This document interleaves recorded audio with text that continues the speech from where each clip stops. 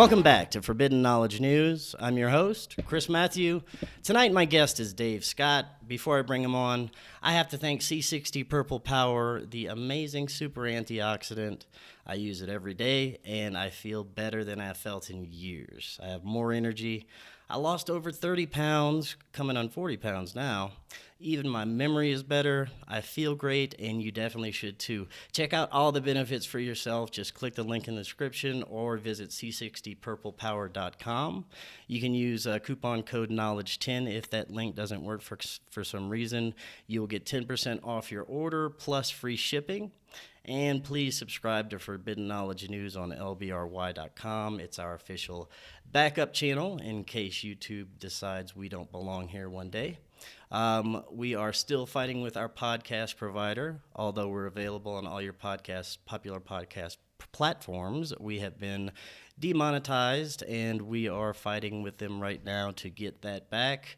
I want to thank everybody that has helped during this time with donations and supported our sponsors.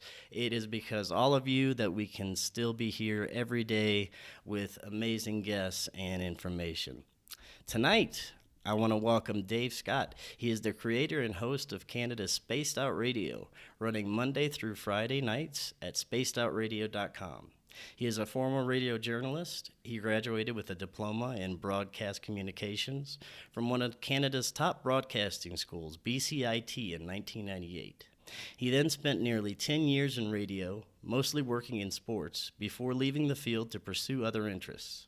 His personal quest into the unknown started in December of 2011 when he had a contact experience from what he calls the angel of death that he saw in his mother's eyes, which led to his first channeling experience. After this incident, his personal experiences started becoming more frequent. In 2014, he launched Spaced Out Radio. His near decade as a journalist helped him craft his style of interview, making it comfortable and personable for his guests and listeners alike. He looks at himself as one of the only trained and experienced radio journalists who is also a multiple experiencer of the unknown. Dave, welcome, and how are you doing tonight? Hey, thank you so much for allowing me this opportunity to join you on Forbidden Knowledge. I really do appreciate it. And, anytime I get a chance to be on the other side of the microphone, I usually jump on it because it's so much different than being the interviewer compared to being the interviewee. So thank you so much for wanting me to come on your great show. Of course, and I just wanted to tell you, you were actually one of my inspirations for getting started with my own show. So I want to thank you for that. I've been listening to Spaced Out Radio for a long time. Now, right now is such an exciting time when it comes to ufology. Personally, I believe, not just because of the mainstream media talking about it and our military, but more people are experiencing things and coming out and talking about it because it's not as woo-woo and out there as it used to be. And I personally have had my very first, what I would call, contact experience just a few months ago. It changed the way I see everything, and it gives me a new perspective that I can bring to this show. And I've been researching these topics and doing my show for years before I even had this experience. And like I said, it changed everything. It was a profound experience. But tonight, I want to talk about your experiences and your insights into these fields of ufology and paranormal, which I believe are connected, of course, in profound ways. Because not only have you had your own amazing experiences, but you also get to talk to some of the most brilliant, incredible authors, researchers, scientists, experiencers, and abductees on the planet. I want to start with where this all started for you. When was it that you had your first experience? Was it the 2011 experience, or did you have any before that?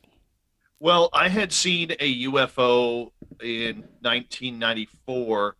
It was like a little, I hate to use the term because it's so cliche now, a tic-tac shape orange light in the sky, and it was 2:30 in the morning. I've never been a drinker. I come from a family of alcoholics, and I kind of went the other way.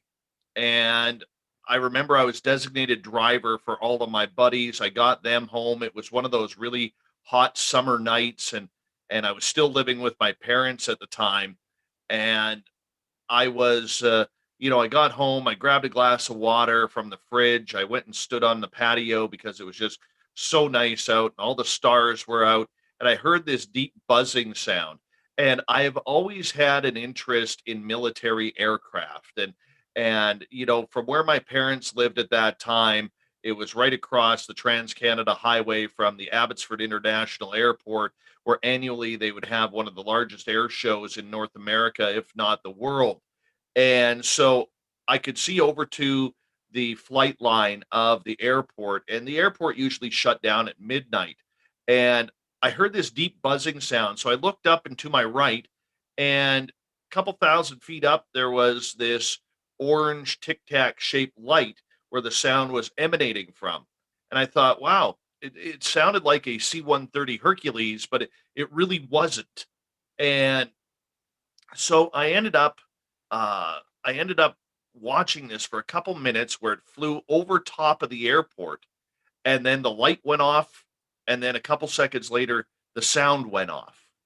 And I thought that was just the weirdest thing ever, because I'd never seen anything like it. I wanted to see a UFO in my life just to say I've seen one, so I had this story, because I mean we all love sharing weird stories with our friends.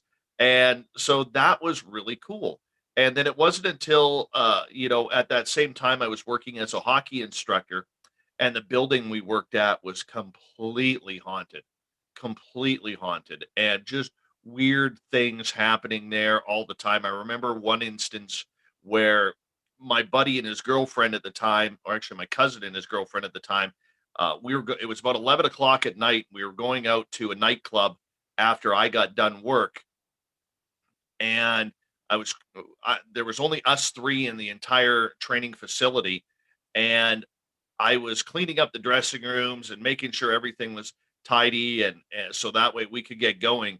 And I will tell you this, if you've ever been in a hockey rink, you know that the sound of pucks on the boards, hitting the boards or hitting the plexiglass, makes a very distinct sound.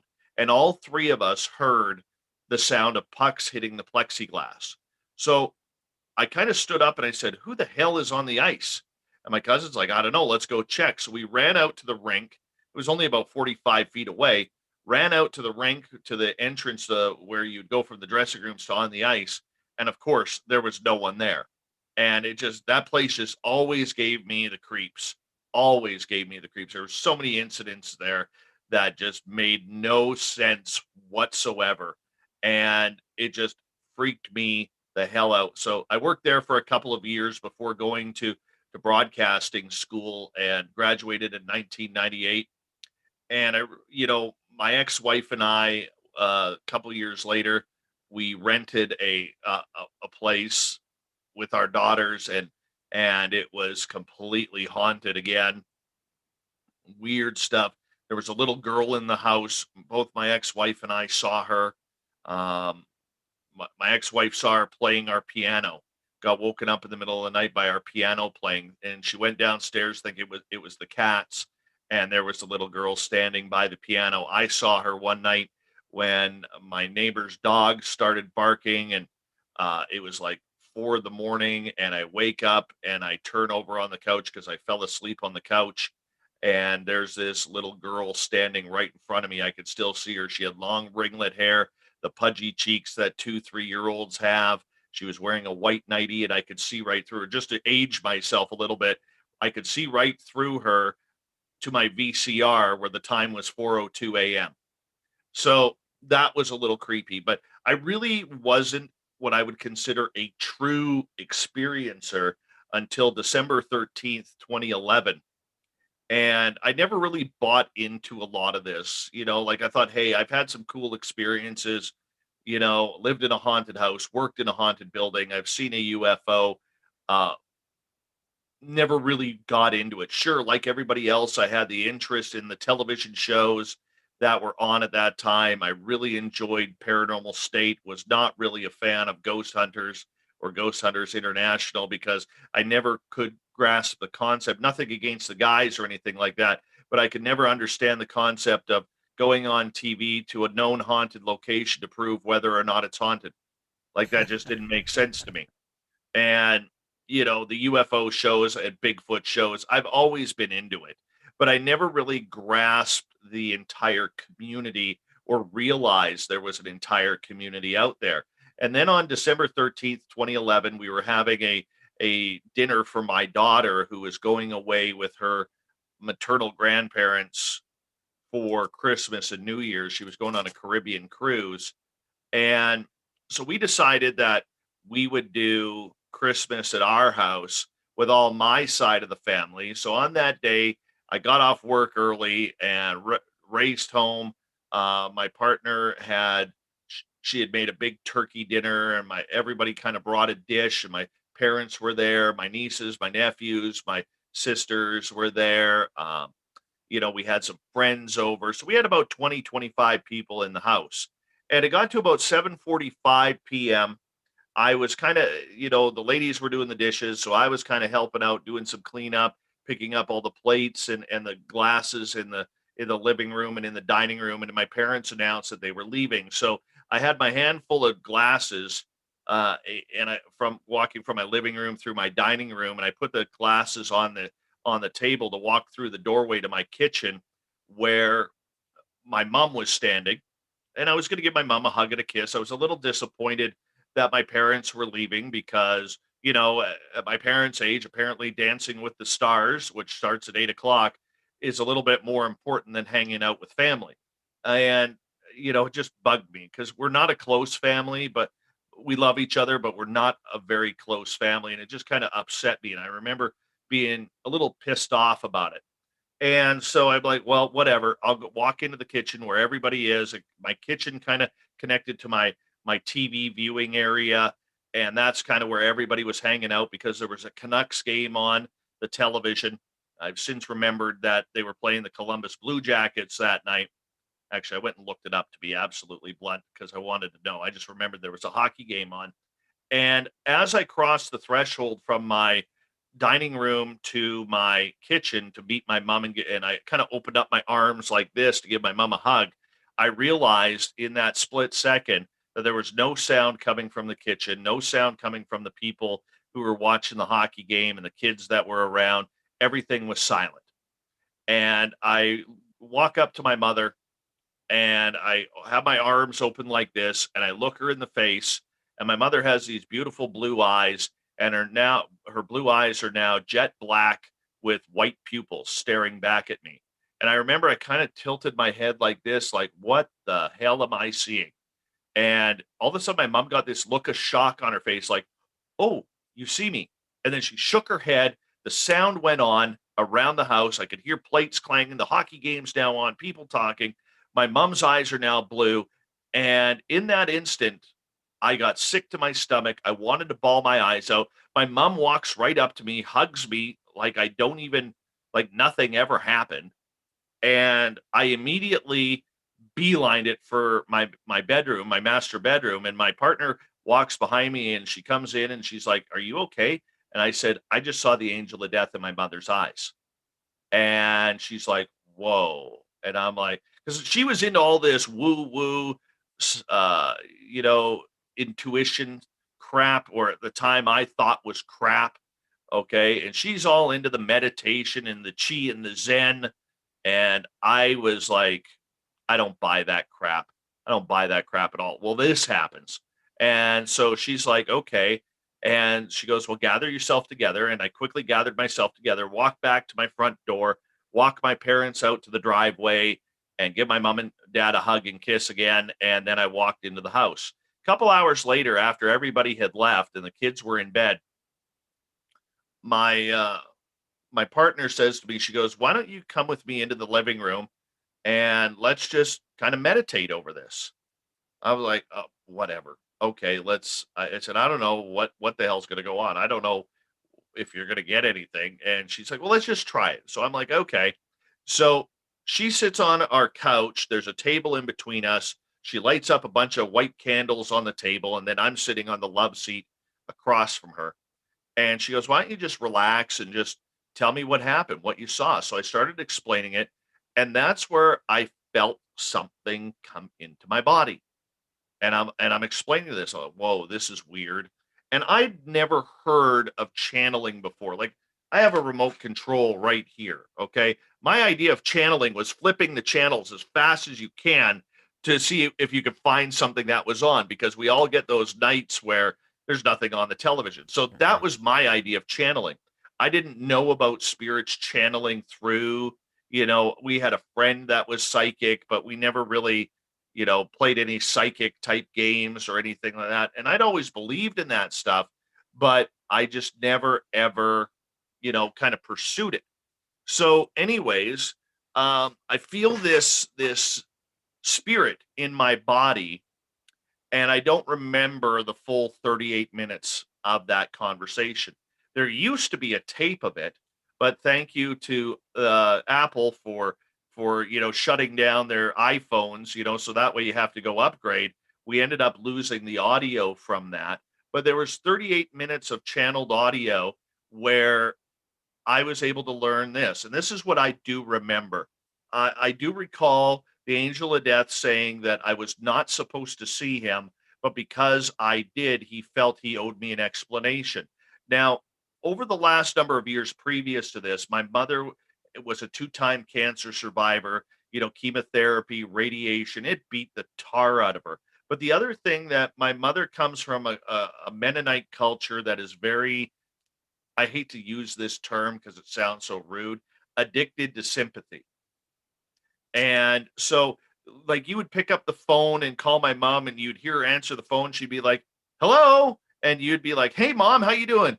"Oh, I'm so sick. I'm so sore. The pain, the pain, the pain." And that's the way it would be every conversation.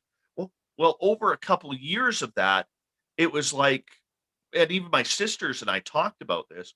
It was really about, it got annoying. And I hate to say this is where the bad son in me comes out.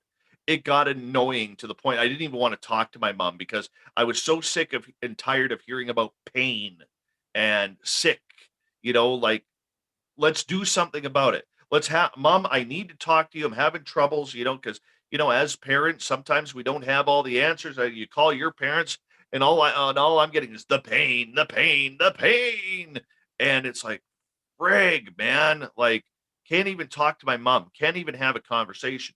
Well, the angel of death pretty much kicked my ass for that, and said to me, my mom was indeed still very, very ill from what she had went through, and if we as a family do not start treating my mother with more love and respect, he was going to take her home. He didn't say heaven, he didn't say hell, he said take her home. So when I asked what I could do, he said, you need to talk to everybody that you know who's close to your mom, and have this conversation with them, and let them know that if they don't smarten up as well, that she may not be here any longer. Well, I did that, because this scared me. I did that, and it took a couple of weeks to I talked to my sisters, I talked to my grandmother, I talked to my mom's sister, and I talked to a couple of their friends, and I wanted to make sure that I got that message out. And the funny part about it is it worked. I mean, 9 years later, we just had the 9-year anniversary of this happening. My mom is still alive. She would have never met my son. She would have never seen a lot of cool things happen. But here she is. She's now 77 years old, and she's doing great. I mean, she still has some health issues, like through this whole COVID crisis. I wouldn't want my mom going out too much, because there's just too much danger out there, and I don't want my mom with a compromised immune system to get this horrid disease, because I don't know what it would do to her, Right. probably kill her. So it was just a real wake up call. A couple days after that, all of a sudden our house became haunted, and all of us in the house, there were four of us, started having experiences. I started getting premonitions, and this started opening up a lot of doors. And me being a journalist by trade, when I have something happen, it doesn't matter whether it's paranormal or not. If I have something happen that I don't understand, I get flooded with questions. It's just the curiosity that I have. And it could be about a hockey trade, or it could be about drama in someone's life, about what's going on. It could be about anything. We're all curious species. I just like to ask questions. And, it's the fault of being a journalist, but uh it just, with the paranormal, it just kind of kicked off from there. And the next 3 years were an absolutely wild, wild ride. And it led to the culmination of Spaced Out Radio being launched on November 30th, 2014. And we haven't looked back since. That's a pretty profound incident that happened with your mom. Now, when you say the angel of death, you told your partner right away that it was the angel of death. How did you know? Was it just like this intuitive feeling that that's what you Yes. were speaking? Yeah. Yeah, that's exactly it. Like, I just knew. And then when we channeled each other, when I channeled it, it just, I wish I remembered more of that conversation. I wish I still had that tape, because I would totally release that tape on our YouTube channel. But it, unfortunately, thank you, Apple, um, but it's, it was a tough moment. And I'm a pretty open guy. Uh, I wouldn't call myself knowledgeable, because I think that term is thrown around way too much in the paranormal.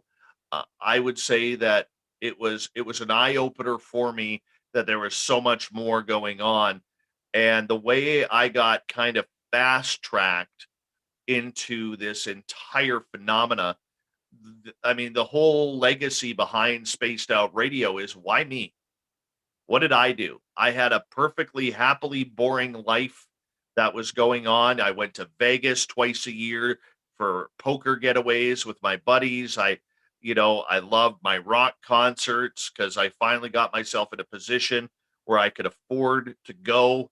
Like, whether it was Guns N' Roses, Metallica, you name it. If there was a show that I wanted to go to that was in Vancouver, I just went. Didn't care. I don't care where I'm sitting. I got bragging rights that I could see such and such a band, right?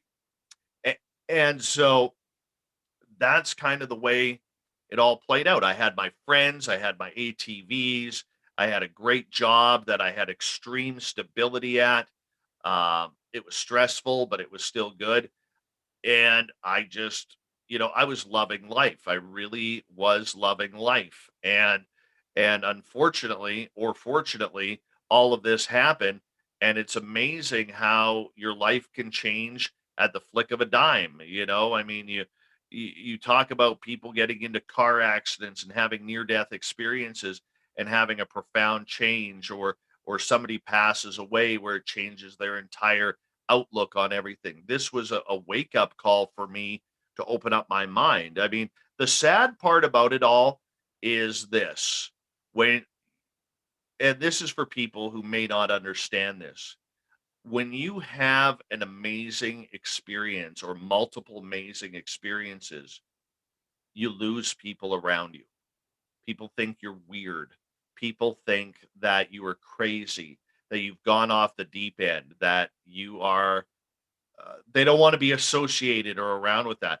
I lost a lot of friends because of this, a lot of friends. But in the end, that pain from losing my friends, including my best friend of 28 years, the pain of losing those friends isn't enough for me to, um, for me to give up on this quest of trying to figure out why me. And every night when I go on the radio, as much as I try to make it about the audience, in the back of my head, it's all like, okay, well, I have this question. I want to ask this question. I have the ability to do so. So I Exactly. will. And Yeah. that's where it goes. And trust me, there are times where I get a little feisty on the air because I don't agree with the way things are going, especially in the Bigfoot field. Can't stand it. But there's always an answer. And what I think the biggest detriment we have, there's a number of detriments in this field, but I think one of the biggest detriments we have is we like to hide behind the word science and conduct opinion. Then we use the word opinion as scientific proof. And we see that a lot in the Bigfoot field. We see that a lot in the ghost field, not as Yes. much in the UFO field and the alien field, but the other two for sure. And my job is just to try and enlighten and open up people to say, hey, there's something else out here. Let's try and figure it out together and let's be open to all possibilities. Definitely, I agree 100%. And your story that you just told is so similar to what's been happening to me in the past year. I was doing this show at night. I still had a full time day job. I was, making a comfortable living, but I didn't like it. I hated it. It was a corporate job that wasn't, it wasn't for me. So, after my own profound experience, it changed everything, and I decided it's not worth it to be unhappy at some job, and I want to pursue this, pursuit of the unknown and this show, and keep going, because actually my contact experience was actually geared towards that. The entity I was speaking to was kind of encouraging it. So, I dumped the job. I moved from my hometown out to Colorado, and I'm pursuing this full time now. So it's very similar to what I'm doing now, and it's very cool, man. Because once these things, I think once you start going in a certain direction and you're opened up to this, there's no going back. Because you know what's out there, you know what's real. You know. Absolutely. But you also, I've made a lot of mistakes as well, bringing in the wrong people, trusting the wrong people, people who, you know, the more popular you get and the bigger you get, the more people try and bring you down. And I have experienced everything from being ripped off in money to being ripped off with hosts, people insulting me on the air, insulting me on Twitter, false accusations of you know of horrid stuff, and it is ridiculous. It really is ridiculous. And the worst part about it is for the majority of us, we're all doing this for free, or we're doing this for such a minimal amount that we are scraping by in order to survive. Exactly. And Yes. this is why the benefit that I've had in the way we structured Spaced Out Radio, I've been able to meet some very, very talented and professional people who really adapt to what I expect this field to be. I think of names like Grant Cameron, David Weatherly, Ross Allison, Timothy Renner, Joshua Cutchin, Richard Dolan, Melinda Leslie, people like that. Nicole Sackich is another one. There are some brilliant people. Science Bob McGuire, another great one. Steve McDaniel from Sky Hub. There are a number of people that I absolutely love and adore and trust in this field. And, I learned really early on in Spaced Out Radio that this was a real fickle group. Paranormal teams are a dime a dozen. You go to bring them on air, and half the time they don't even show because there's a million and one podcasts out there. 98% of them are, this is going to sound really cocky, but I don't mean it that way. But 98% of them are just someone's hobby to um, fill some time because they want to play the role of journalism. And like I always say to a lot of people, there's a real difference between creating radio and podcasts and playing the role of a radio or podcaster. There's a huge difference in that. And, this isn't about, insulting anybody or slagging on people. But the problem that we have is there's too much. There's way too much with the advent of social media and YouTube and platforms like Stitcher and SoundCloud and Spreaker and all of these different digital formats. It's really allowed people to break down these topics, the what I consider important topics, to the most minute levels that we're not solving anything and we're not gaining an audience. And it's very tough to gain an audience and it's very tough to grow because we've broken it down so much that, look, if you're into mermaids, I don't have a mermaid show every night, but there's a mermaid podcast out there that you're going to go listen to once a week, twice a week, once a month, whatever it may be. That's what's going to pique your interest. And as great as that is, you know, those people may not be getting in touch with those who are actually in the know. This is where the whole conducting opinion comes in.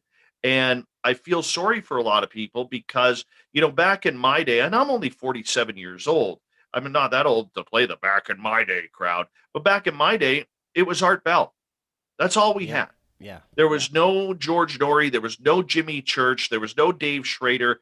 There was no Dave Scott. There was no Connie Willis or John B. Wells or anybody like that.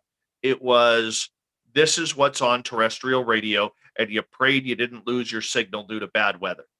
And that's kind of what we're trying to do with Spaced Out Radio. So we want to bring that spookiness back at night where everybody has a chance to be weirded out, right? And that's entirely what we're trying to do. It's not about offending people. I mean, now on podcasts and everything, and I've heard them and I've had to tune a lot of them out, it's just become a new way to insult people, to call people out. This guy's a fake, this guy's a phony, this lady isn't psychic, she's full of crap or whatever adjective you want to use. And that's what it's come out. Like, I'm not interested in listening to a paranormal show that says, oh, you use a K2 meter? Yeah, I used a K2 meter like 20 years ago. They don't work. Well, you know what? I have a buddy of mine who uses a ghost box where I have heard some incredible stuff out of his ghost box. I have a ghost box. You know what it does for me? Nothing.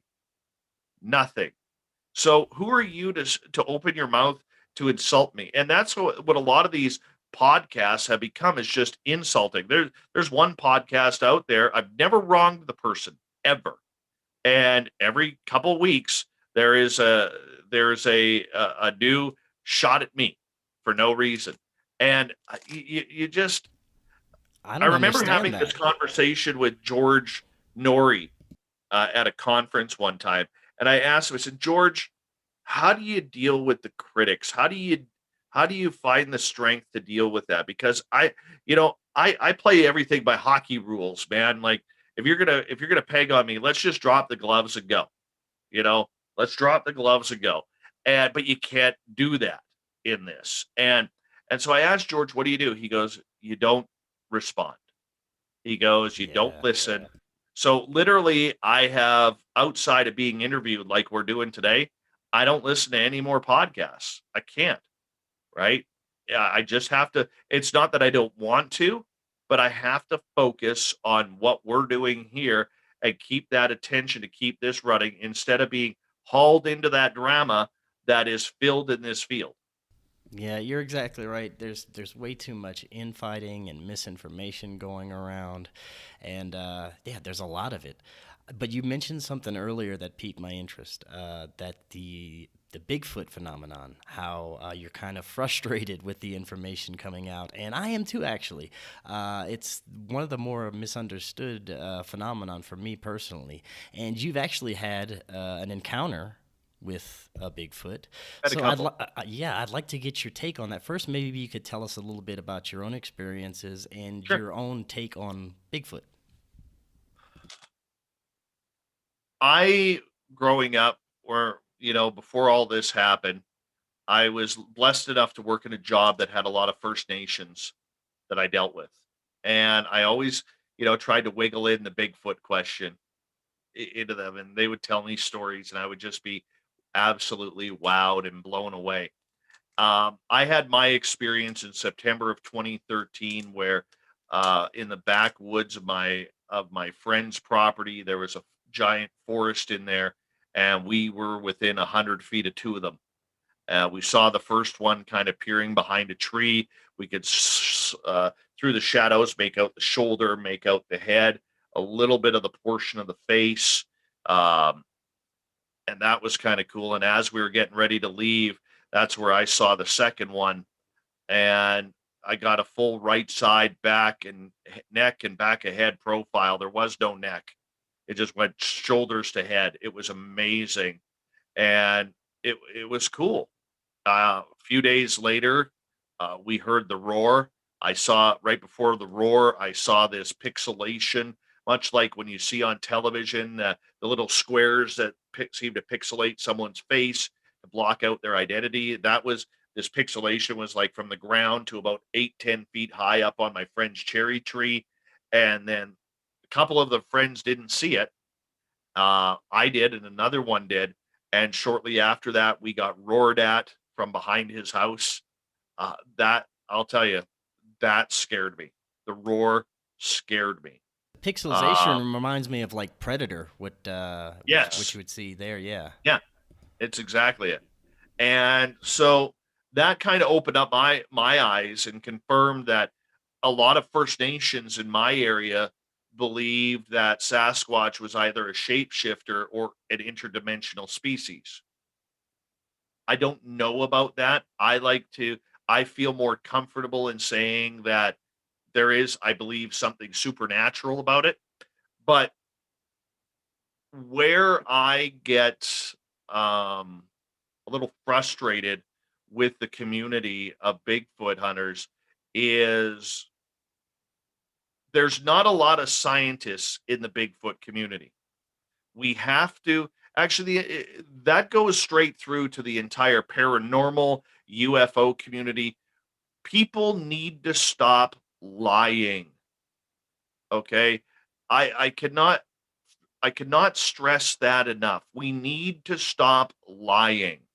If you're not a journalist, don't call yourself a journalist. If you've never been a journalist, you've never worked for a radio station. I mean, look, if you're a blogger or a vlogger or you're an amateur writer, great, title yourself as such. But there's no such thing as UFO journalists. There's no such thing as cryptid journalists or paranormal journalists. We need to stop lying. We also need to stop lying about science because too many times we are conducting opinion. We are not conducting science. So the minute I hear a ghost team tell me that they are conducting scientific experimentation on the paranormal, I immediately know they're full of shit. Pardon my language. And there's no point in even talking to you because because you're not conducting science. You're not in a controlled environment. You're not in a laboratory. There's no way for you to be able to create and recreate the phenomena that has happened. All right. You're not using scientific equipment. You are using cell phones.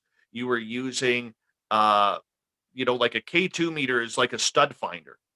You're using cameras, sure. Yes, are you capturing things?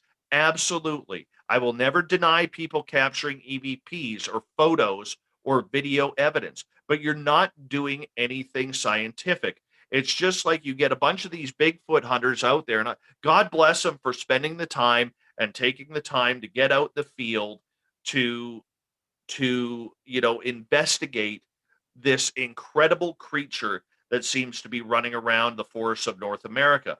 Good on you. But when I hear someone say this is an ape, this is Gigantopithecus, this is a monkey, tell me how you know that. What is the evidence that shows that you are dealing with something like that? The reality is this. If you want to talk to any of the big name investigators out there, they don't know what it is. They know the phenomena is happening. They know that there is, you know, footprints, maybe hair samples, maybe scat, handprints, whatever. The odd video, the odd photograph. Okay, great. Now we're getting somewhere. But to conclusively say that this is a monkey, I'm chasing a monkey, or I'm chasing an ape, or I'm chasing Gigantopithecus's, long lost brother, the fact is you're wrong. You may be right, but until that is proven, you were wrong. And, when you get groups like the BFRO or any of these investigators who are claiming, strange things, like when there's been a lot of instances where people will see footprints in the snow and the footprints just stop. Well, if you're a member of the BFRO, you believe that the Sasquatch has backed its way out perfectly into its footprints, not leaving a double print, which would happen, not leaving a double print, but perfectly walked backwards to cover up its tracks so it didn't make more tracks. I don't know about you, but the last time I tried to walk backwards and lay down in my same prints, I always double printed. Like, we have to stop with crap like that. We are all dumber for being able to use things like that as a piece of evidence. But these guys don't want, they're so anti-woo in a field that's full of woo that they think it's going to make them seem smarter, more credible. You know what? To me, it makes you sound like a fool. Well, yeah, And to because many they're others, throwing out evidence that could be, perfectly good evidence to help prove that this is a phenomenon and it's way more than we could understand. I heard from one former or one current BFRO member who said there is a stack of about this high of reports that the BFRO has refused to investigate because there was something paranormal that happened, or the creature disappeared right in front of them, or there was a UFO nearby, because they are so anti woo that they are refusing to cover those stories. Well, okay, what are you proving then? If you are eliminating evidence because you do not believe in other phenomena, you are doing nothing to help solve this problem. Not problem, but this mystery. You are doing nothing. You are self aggrandizing. And that's the problem that we have. Now, a lot of people will say, get off your soapbox, Dave. Get off your soapbox. No, I won't, because there are great people, as I mentioned earlier, David Weatherly, Timothy Renner, Joshua Cutchin, people of that ilk who are out there really doing some amazing work. David Spinks, Jody Cook, Butch Witkowski, name a few more to name drop, that people should be following because they are doing it the right way. How do you tell Stan Gordon, who's been doing this for 60 years, that there is no such thing as woo, right? And what I Yeah. love about people, like I was talking to Grant Cameron about this the other day. What I love about Grant is a lot of people flip out on Grant because he a lot of people say, well, he's gone off the deep end with his consciousness. He used to be really great when he was just concentrating on UFOs and presidents. Well, this is what I love about Grant and David and all the people that I just met. Okay, when you step through the paranormal door, when you fall down the rabbit hole, you come to a set of doors. That first door opens up, okay, and you walk in. That door closes. But when you look forward, there's now 10 new doors. And each one of those 10 new doors has 10 doors behind it. And behind all of those, each of those 10 doors, there's another 10 doors. This is why we don't solve anything. Someone like Grant, what he does is he takes the path. He takes the one set of doors, keeps on going through them until he either hits a dead end or finds what he's looking for. David Weatherly does the same thing. All the guys that I just mentioned do the same thing. And that is proper research. When you are eliminating information because you don't believe in UFOs, or you don't believe in the paranormal, or you don't think that Sasquatch is tied to either, you are dumbing down the field of potential great evidence and potentially the answers that we are searching for. And so when I do the show and when we book the guests, I'll say to Corrence, the booking guy, who is like my backbone to the show, I'll say, look, I want you to be careful with whom you investigate. I don't want any of these monkey guys because I'll eat them up. I will make them, not on purpose, but I'm going to direct that line of questioning to say, hey, you're doing it wrong. My opinion, not my fact, my opinion is you're doing it wrong. You're narrow minded. Why are you narrow minded about it? Why are you denying all of this other evidence? Not that I'm pro woo, because look, there are certain things I don't believe. There's a group in Washington state who believes that Sasquatch are people too, and they should have the right to vote, right? to me, that's where I said we're taking this to such a minuscule. We're breaking it down to such a minuscule level that it's getting to the borderline ridiculous. But here's the thing: I don't dismiss what they are saying. I may not believe what they are saying, but I don't dismiss it. Why? Because I haven't investigated it. I'm not an investigator. I'm a journalist and I'm an experiencer. I'm not an investigator. So even though I don't believe that is true, I can't sit here and say you're wrong. And too many times we have people in this field saying, you're wrong and you're an idiot for it. How did you fall for that crap?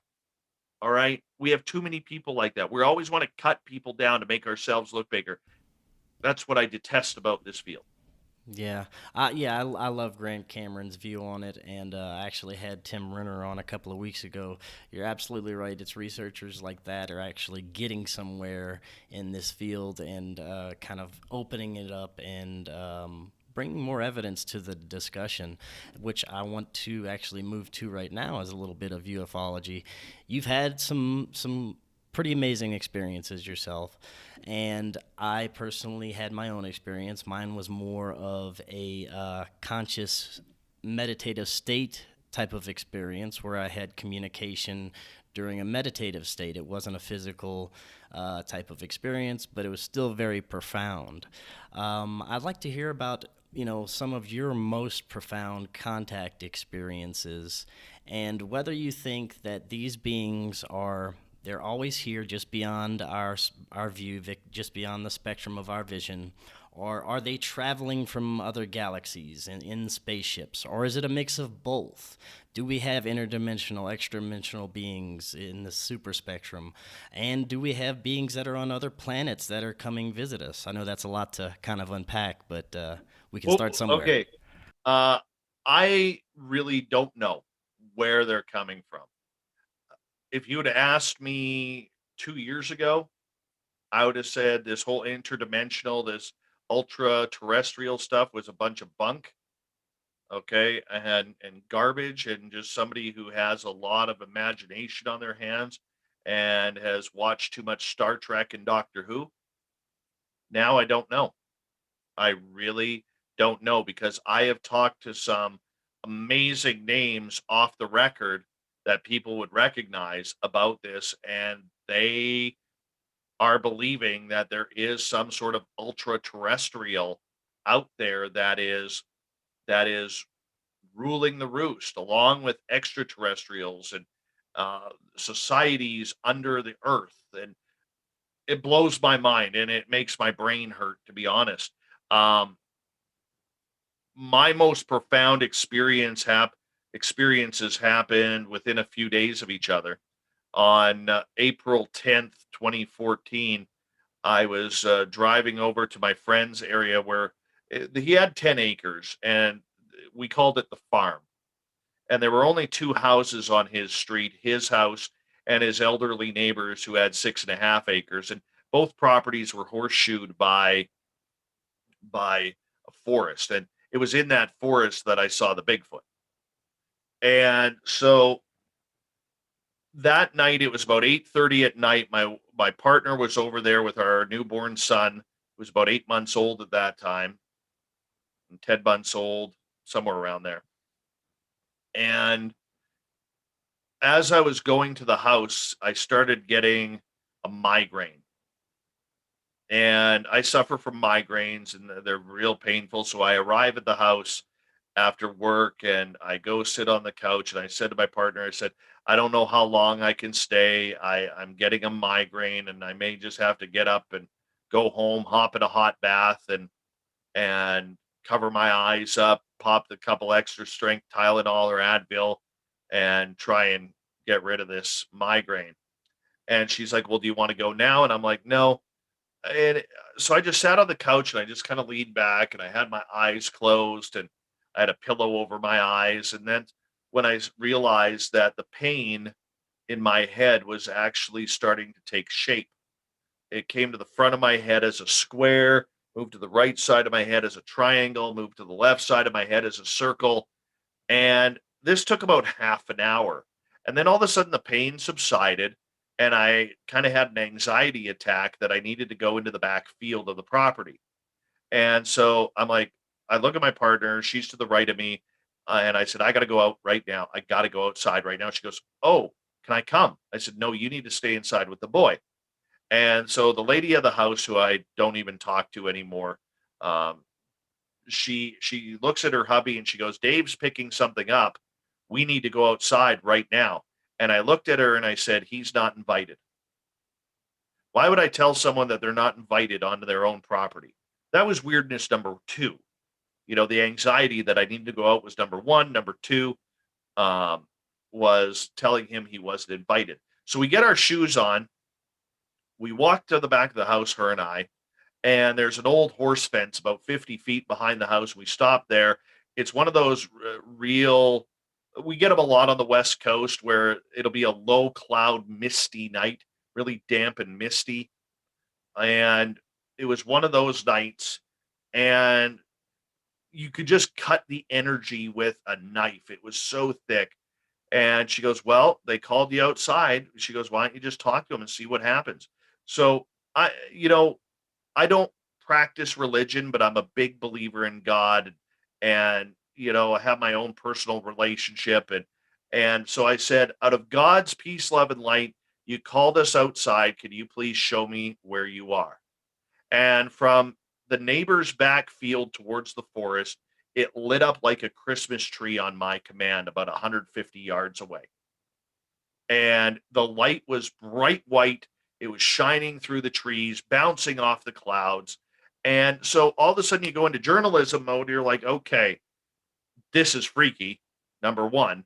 Number two, is it one of those 100,000 candle watt flashlights that you could get at the hardware store?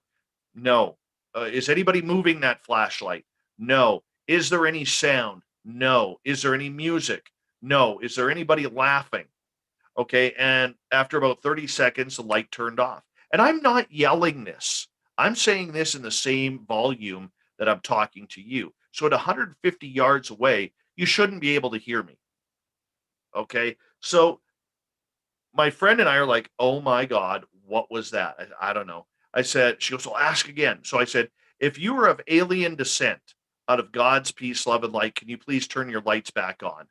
Boom. Lights come back on. This time it's wider. The whiteness is wider through the trees, and it is bright, but it's so bright, but you're not squinting to look at it. And it looks like, when I think we've all done this, and you being in the United States, when you drive past a baseball diamond or a football field on a rainy, hazy night, and the lights just kind of glow into the Yeah, yeah. clouds, that's what it looked like. Okay. So because there was a bunch of big trees in between, like 60, 70-foot tall trees in between, I kind of walked to my right to see if I could get a sight of whatever this was. And that's where I saw this blue cylinder standing vertically about 20, 30 feet high. There was this black cloud that was rotating counterclockwise up to halfway up this blue cylinder, then all the way down. And all the white light seemed to be emanating from underneath it.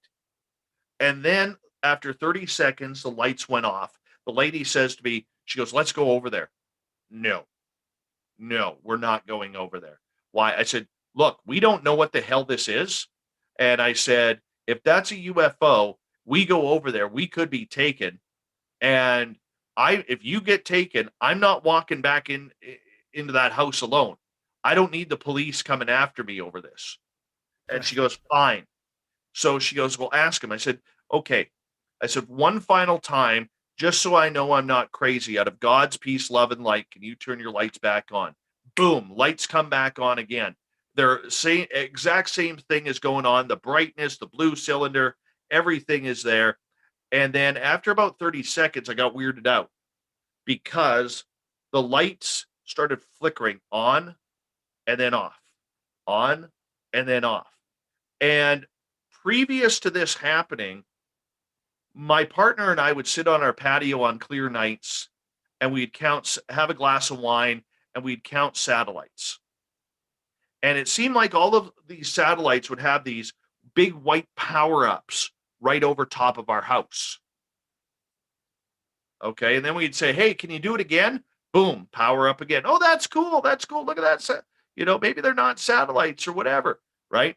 So this confirmed for me, because a lot of people will say, well, those power ups or those flashes are the iridium flares of the satellite moving, or it's reflection from the sun. But this really confirmed for me that maybe it was something a little bit more than that. So 5 days after this incident happened, I meet a young lady named Samantha Mowat back at the farm. It was a Wednesday, the 15th. And I end up going, after meeting her 25 minutes, she says to us she's a lifelong ET contactee. She sees I'm kind of pacing around the house. And she's like, it's like 1:30 in the afternoon. And she's like, do you want to go outside? Show me where this happened. She goes, I really get the feeling you need to go outside. And I said, yeah, I do want to go outside. She goes, do you mind if I come? Oh, sure. So we walk back into the field, and I'm showing her in the daylight where this craft was saying she's picking up the energy. All of a sudden she wants to go into the back forest. And I'm like, oh, well, okay. She goes, we're probably going to see something, right? And I'm like, yep, yep.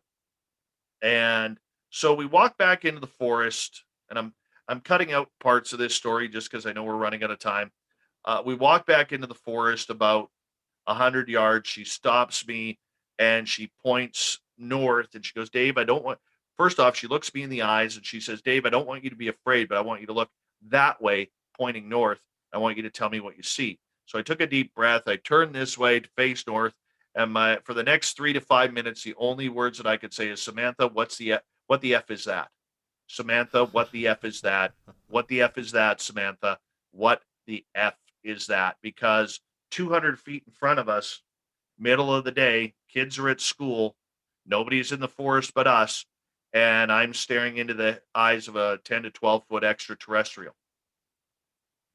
Wow. What? Okay. So what did this? What could you make out of what it looked like? I did not see arms. I did not see legs. I saw a very, very thin, tan colored body, like if you put too much cream in coffee. I saw the head. And then after a few minutes, it changed color, became darker, like a quarter horse. And we stood there for about 20 minutes. There was a second being there that I did not see. Samantha started telepathically communicating with that being, and that was about a 5 to 6 foot tan colored gray. Uh, Samantha starts communicating with him, and the being says, don't worry, we're not here to harm you. We're not here to take you. But we're very concerned about the man's health. Now, there's only two of us. Samantha's a woman, so they're obviously talking about me. I was scared. I wasn't scared as in I thought I was going to die. I was scared into confusion because, we all have a booklet of life that we have learned all the rules, the regulations from our parents, our grandparents, our uncles, our aunts, our teachers, our coaches, our friends, our mentors. And I was always brought up that God is good, the devil is bad. If you're good, you go up. If you're bad, you go down. And you don't want to go down. But nobody in my 40 years of history up to this point had ever told me, what the hell do you do when you're face to face with an extraterrestrial? So Right. Samantha wants to walk over there. I convinced her not to. And we watched them for about 20 minutes before we walked to another part of the forest to see if there was anything there. When there wasn't, we went back to the original location and they were gone. That screws you up. Yeah, that's wow, that's amazing. Now, Yeah. with an experience like that, seeing for yourself, there's no way you can really go back after that because you've experienced yourself. Like same thing for me. I can't go back to not believing in these metaphysical experiences. We have a few minutes left. I'd love to get your overall take about this extraterrestrial phenomenon. Lately, the mainstream media has been bringing up UFOs, the Tic Tac, the Pentagon releasing this information about off-planet exotic materials. When you combine that with all the stories over the years of abductees accounts, hybrid experiences, people claiming that they meet their hybrid children, all these experiments, these beings extracting sperm and eggs from people. All the accounts from contactees and experiencers, you mix that in with the phenomenon of UFOs and everything that's been going on right now. What is your overall take on what's going on with this phenomenon? Are we just an experiment for these beings? Do you think that planet Earth could be just like some kind Well, of I mean, petri dish? don't forget, they are treating us the way we treat other animals. Look, I'm not about to go all PETA or Greenpeace here, but what do we do to animals in order to have perfumes, coats? They're these extraterrestrials that are visiting here, some of them are treating us like a science experiment. Let's be honest. Why they are doing it, we don't know. All we know is we think it's a bunch of crap that they're doing it to us, but we do the same thing to fish, rabbits, wolves, cows. And look, I'm not a vegan by any chance, okay? But I mean, we're doing the exact same thing to creatures on this planet. And how many creatures of this planet have died and become extinct because of our stupidity? Rhinoceroses, for instance, because if you cut off the horn, you know, you're going to be able to have stamina in certain cultures. Right. There's a lot of stupid that we do as people. All right. So when the aliens are here and they are taking people and they are experimenting on people, we do the same thing. Why could we justify it, but we can't justify it when extraterrestrials do it to us? I mean, that's a relevant question. Now, as It to is. whether or not the government knows what's going on, I think they do. I mean, they have done a great job through the To the Stars Academy and through the media at really focusing that ufology started in 2004 with the Nimitz Tic Tac incident. They don't talk about Roswell. They don't talk about Kecksburg. They don't talk about the Marfa Lights, the Phoenix Lights, the Flatwoods Monster, Shag Harbor, Stefan Michalak at Falcon Lake. They don't talk about those incidents. What they do talk about is the Nimitz. What they do talk about is the Nimitz. What they do talk about is the Nimitz. Right. They know what's going on. Lou Elizondo, who, in my opinion, is the first ever real man in black to come out publicly, he knows a hell of a lot more than what he's given up. Chris Mellon knows. A lot of these people know. Robert Bigelow knows. Eric Davis knows. Gary Nolan, Jim Semivan, John Alexander. They all know what's going on. I don't think they can pinpoint the phenomena, but to say that we haven't had contact, to say that we're that scared over the phenomena that's happening, I think is very misleading. The media hasn't known how to cover this subject at all. That's why we don't see Richard Dolan. We don't see Linda Moulton Howe or Grant Cameron or any of these people who have dedicated their lives to the UFO field being interviewed by mainstream media. And we see the exact same people every single time because there is a media narrative. When you control the media, you control the message. Nobody is asking questions. So, for instance, when the Pentagon came out in 2019 to say, yes, we are looking into UFOs, how come not a single reporter asked them what happened at Roswell? Right. If you have these Yeah. files, what happened at Roswell? What happened? Nobody did because the mainstream media for so long has had the attitude that your UFO hunter, a perfect example of that, of what the way the media treats UFO people is, do you remember the movie Independence Day? Randy Quaid's Of character course. living in the trailer park, you Yeah. know, uh, Yeah. Exactly. getting harassed, bad Tinfoil hat. clothes, bad teeth, minimum wage job if you have a job. Okay. Right. That's the way the media characterizes everybody in UFOs. They don't look for the science degrees, the law degrees, the history degrees, the brilliant people that are really looking into this phenomena. They have no intention.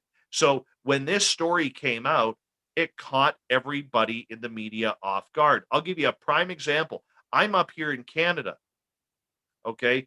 Explain to me, and I'm going to ask you a real simple question. Explain to me why the Canadian media covered the UFO videos from the Tic Tac gimbal and Go Fast, but they never followed up with questions to the Canadian Minister of Defense about what does Canada know about this? Yeah, it's the They same never reason mentioned no one's Shag asking Harbor. questions here. Exactly. Because and I've worked in a newsroom. You can trust me on this answer. I worked nearly 10 years in newsrooms.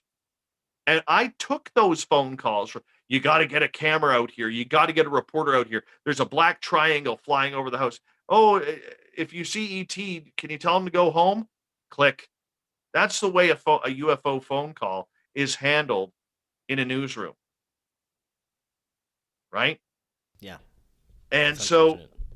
And so we, or the media, mainstream media, has failed us. Whether you love Tucker Carlson or not, he's done a decent job. I'm not a fan of his personally, but I will give credit where credit is due. He's done a phenomenal job at keeping this in the mainstream coverage, right? And even he has asked numerous times, why hasn't the rest of the mainstream picked this up? All right. The New York Times articles have been great, but they don't touch on the history. We need to know about Roswell. We need to know about San Augustine. We need to go back to the future. Pardon me. We need to go back in time to figure out ufology in the future. That is something that we haven't done. And the other thing that we've done throughout this entire last couple of years, because we're so focused on the government, we have forgotten about the experiencers. And the experiencers have a heck of a lot more answers than we give them credit for. And it's too bad they're being ignored right now. I agree with you 100%.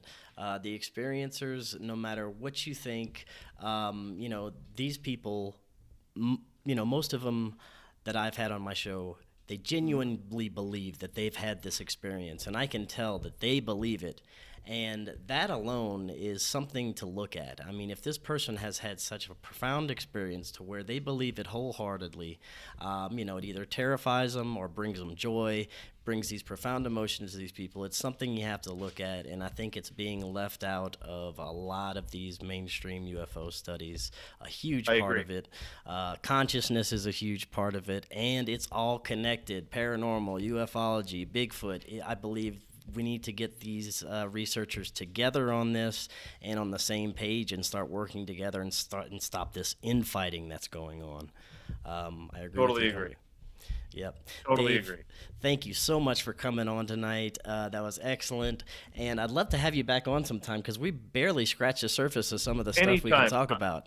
Yeah, I like great. your questions. I think you're very direct and pointed questions. I'd be honored to come back on with you, Chris, and to be a part of this again. I had a lot of fun. Thank you. Yeah, thank you so much. Before you go, it's Monday through Friday. They can catch it on spacedoutradio.com. Is that right? Yes, or go to our YouTube channel, which is youtube.com/spaced out radio. You can see my ugly mug on camera during the show starting at 9 p.m. Pacific, midnight Eastern time. We're always there Monday through Friday, and we'd love to add you to our list of wonderful listeners who is out there. You can follow us on Twitter at Spaced Out Radio and on Instagram at Spaced Out Radio Show. Awesome. Dave, thank you again so much for coming on, and for everyone else, have an excellent evening.